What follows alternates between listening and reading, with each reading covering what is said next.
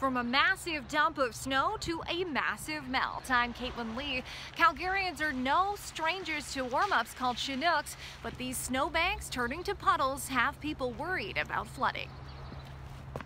I try to be proactive and shovel around my park spot in front of my house because I did run into problems before where I'd have a hard time getting out with my smaller car. Calgary never had a snowier start to March, with almost 30 centimeters falling in parts of the city in the first 3 days.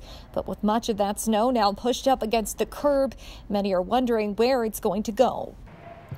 I'm taking measures to ensure that I don't get any seepage in my basement.